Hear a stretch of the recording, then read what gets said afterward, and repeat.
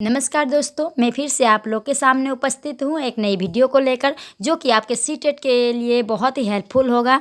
ये 2019 का previous question paper है, जो कि आपके सीटेट में भी इसी प्रकार के क्वेश्चन बनेंगे। तो अच्छे से पढ़िए। तो हमने ये क्वेश्चन आगे के क्लास में कर ली थी, तो चलती हूँ आज ये क्वेश्चन की ओर। बच्चों में जेंडर रूढ़िवादिता एवं जेंडर भूमिका अनुरूपता को कम करने के लिए निम्नलिखित में से कौन सी पद्धति प्रभावशील है।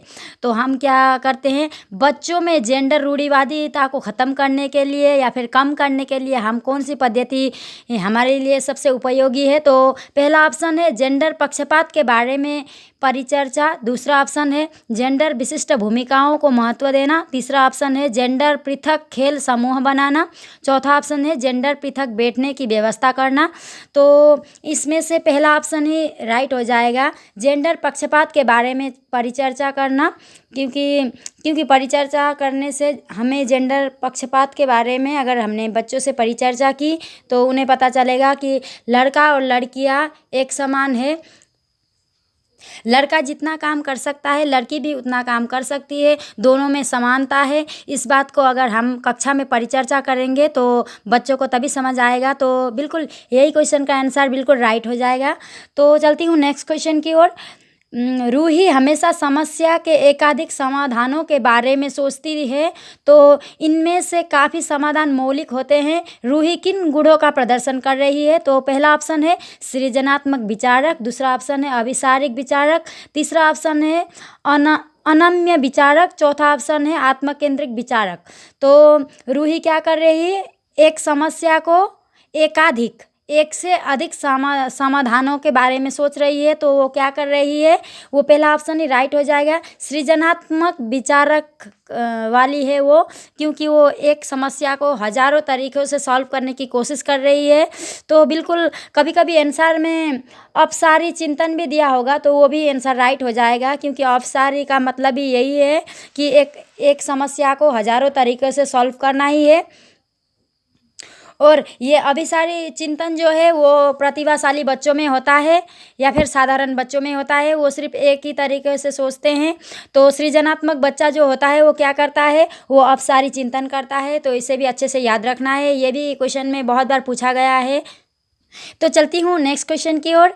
एक समावेशी कक्षा में एक शिक्षक के विशिष्ट शैक्षिक योजनाओं को, पहला ऑप्शन है तैयार नहीं करना चाहिए, कभी कभी तैयार करना चाहिए। तीसरा ऑप्शन सक्रिय रूप से तैयार करना चाहिए। चौथा ऑप्शन है तैयार करने के लिए हतोत्साहित करना चाहिए।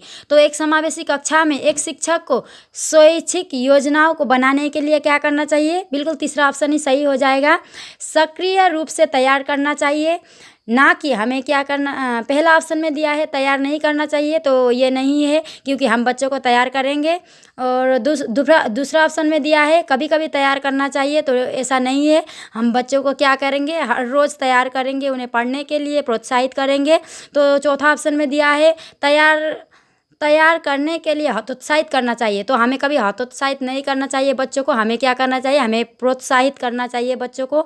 तो बिल्कुल ये तीसरा ऑप्शन ही सही हो जाएगा, सक्रिय रूप से तैयार करना चाहिए। तो चलती हूँ नेक्स्ट क्वेश्चन की ओर। शिक्षा का अधिकार अधिनियम 2009 में उल्लेख की गई समावेशी शिक्षा की अवधारणा निम्नलिखित में से किस पर आधारित है। तो पहला ऑप्शन है व्यवहारवादी सिद्धांत पर। दूसरा ऑप्शन है अशक्त बच्चों के प्रति एक सहानुभूतिक अभिवृत्ति। तीसरा ऑप्शन है अधिकार आधारित मानवतावादी परिप्रेक्ष्य। चौथा ऑप्शन है मुख्य व्यावसायिक शिक्षा उपलब्ध करके अशक्त बच्चों को मुख्य धारा में शामिल करना।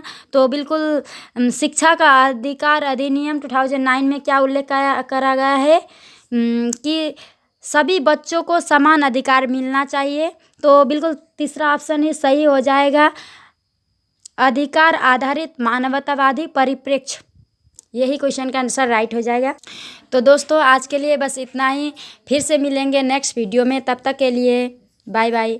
और मेरा ये वीडियो इतने अच्छे से देखने के लिए आप सभी का बहुत बहुत धन्यवाद।